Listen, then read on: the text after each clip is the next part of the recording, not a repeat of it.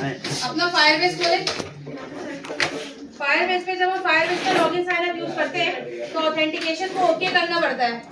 सुनो, मैं दोबारा नहीं कराऊंगी ऐसे शाम रोज है, मैं दोबारा रिवीजन नहीं कराऊंगी, अभी देख लो। यहाँ पर आएंगे आप क्लास फाइल में, क्या क्या करा जिसके लिए पानी का ऑथेंटिकेशन शरबत नहीं लेकर आया, तुमने बोला तो था तुम लेकर आओ। मैं बताऊंगी। ऑथेंटिकेशन पे जाके क्लिक करेंगे। क्लिक करने के बाद ये नजर नहीं आएगा आपको, ठीक है। क्लिक करने के बाद आप जाएंगे साइन इन मेथड पे और यहाँ से जाके ईमेल पासवर्ड को इनेबल कर देंगे। मत देखो, आप पूछते रहना। ऑथेंटिकेशन पे साइन इन मेथड पे जाके ईमेल को क्या कर देंगे, इनेबल कर देंगे। बस इतना सा काम कर दिया आपने।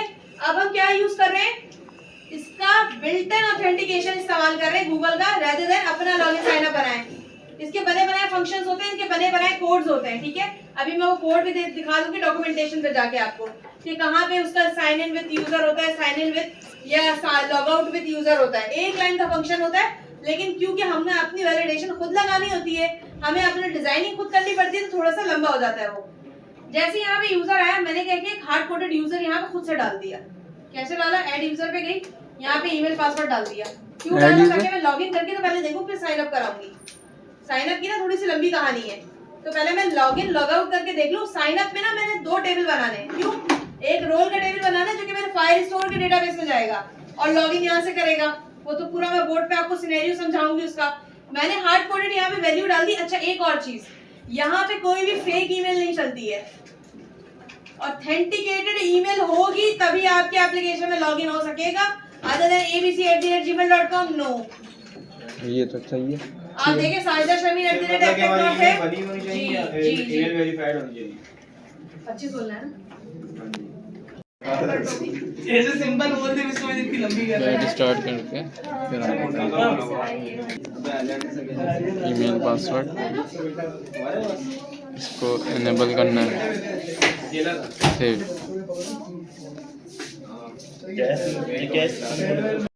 लॉगिन का पेज बनाया। लॉगिन का पेज बनाने के बाद, ठीक है, लॉगिन का पेज बनाने के बाद आपने क्या किया, यहाँ पे ना जो हम लोग पहले क्या करते थे, सिंगल काम कर रहे होते थे।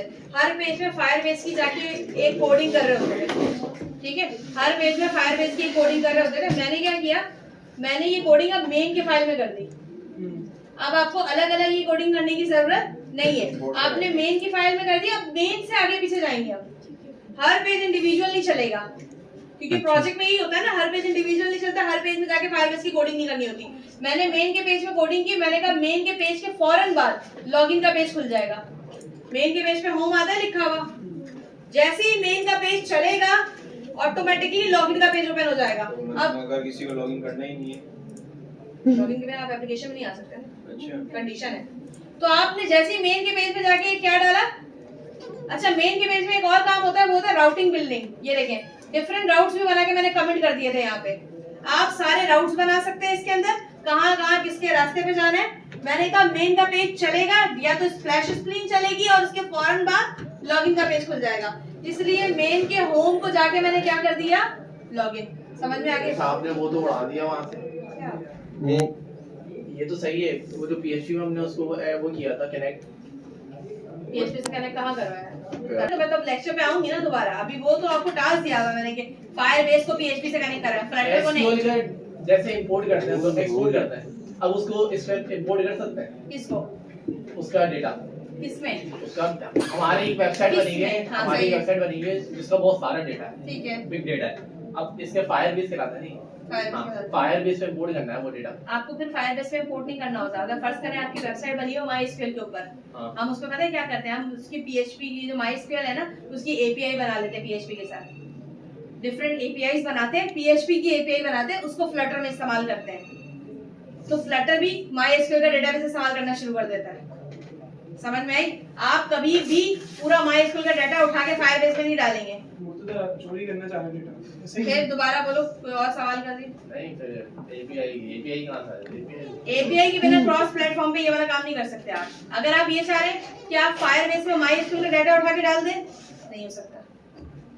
हाँ, माई पुरानी वेबसाइट बनी है, अचानक से उनको ख्याल है यार मोबाइल एप्लीकेशन बनवा लेते हैं, और वेबसाइट का डाटा किस पे बना पड़ा हुआ है, MySQL पे। अब आप चाह रहे हैं कि इसको तो सिर्फ फायरबेस से कनेक्ट करा सकते हैं, बिल्कुल भी नहीं। इसको आप एपीआई से कनेक्ट करवा लें, वो एपीआई माइस्क्यूएल से कनेक्ट करवा के ला देगी आपको, सेम डेटाबेस पे चलेंगे। इसको कनेक्ट करवाने के लिए एपीआई की जरूरत पड़ेगी, क्यों? क्योंकि ये माइस्क्यूएल को सपोर्ट नहीं करता। अगर इसको फायरबेस से करा दिया, वेबसाइट माइस्क्यूएल पे चली तो दो अलग दुनिया हो गई। समझ में आई बात? वेबसाइट अपना माइस्क्यूएल लेके चल रही है, ये अपना फायरबेस लेके चल रहा है। या आप ये चाह रहे हैं माइस्क्यूएल का डाटा उठा के फायरबेस में डाल दें, तो ये भी मुमकिन नहीं है। तो हम पीएचपी की एपीआई बनाते हैं या जेसन की एपीआई बनाते हैं।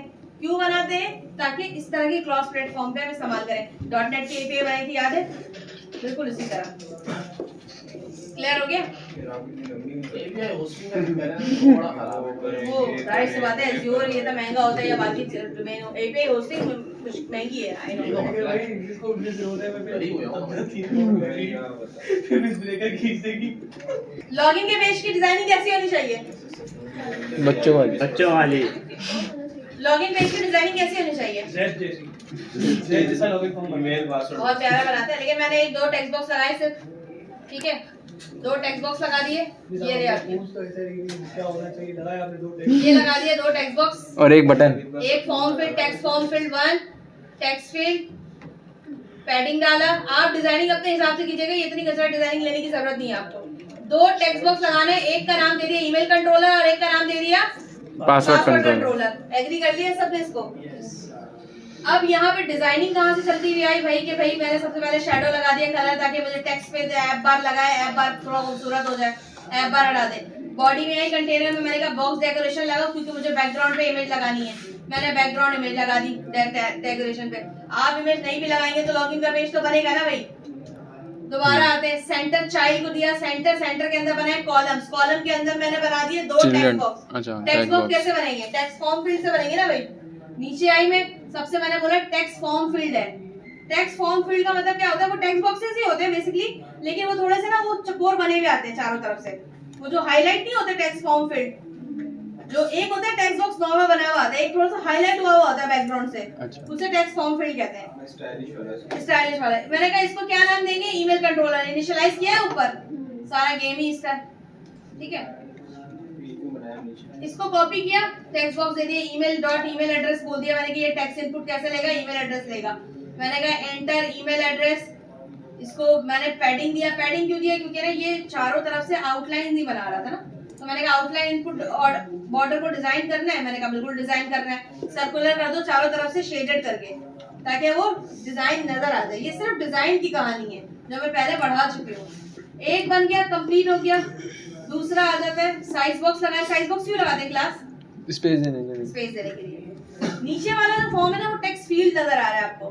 टेक्स्ट फील्ड क्यों? ताकि आपको डिफरेंस समझ आएगा। टेक्स्ट फॉर्म फील्ड में क्या डिफरेंस था और टेक्स्ट फील्ड में क्या डिफरेंस है। टेक्स्ट फील्ड के लिए मैंने यहाँ पे कंट्रोलर कौन सा इस्तेमाल किया? Password controller. क्यों? इसको टेक्स्ट फॉर्म फील्ड क्यों नहीं? पासवर्ड के लिए, हाँ? इसको फॉर्म फील्ड इसको क्यों नहीं दिया वो फॉर्म? ताकि दिखाऊं ना, नहीं नीचे सीधा बना हुआ आएगा, वो ऊपर डॉटेड अच्छा। बना हुआ आएगा। हाँ, दे दे फॉर्म, डिफरेंस के लिए। ठीक है। अब उसके बाद ये ऑफ सिक्योर टेक्स्ट क्या करते हैं? हैश में कन्वर्ट कर देता है। वो जो स्टैटिक बना हुआ आता है ना आपका, स्टैटिक बना हुआ आता है। उधर बैठ जाओ वाली, मैं भी अपना पीसी दे दूंगी, ठीक है? स्टैटिक बना हुआ जो आता है ऑफ सिक्योर टेक्स्ट कहलाता है, यानी कि पासवर्ड आपको शो नहीं होगा। Of secure text. Enter password कर दिया। ये डिजाइन आपको मैं 10 बार पहले भी बता चुकी हूँ। जब ये डिजाइन बन जाए, पैडिंग हो जाए, तो आपने नीचे क्या किया? बटन लगाया, ऑन प्रेस। मैंने कहा यहाँ पे एलिवेटेड बटन की जगह मैंने मटेरियल बटन लगाया, ताकि डिजाइन आपको चीजें समझ आए। Material button. मैंने कहा अगर ईमेल एरर, पासवर्ड एरर आ रहा है, यानी कि खाली है, तो आप एरर शो कर दो। इसके लिए मैंने वेरिएबल ऊपर से दिया हुआ है। वालेकुम सलाम। बटन के क्लिक पे, बटन के क्लिक पे सबसे पहले मैंने वैलिडेशन चेक किया।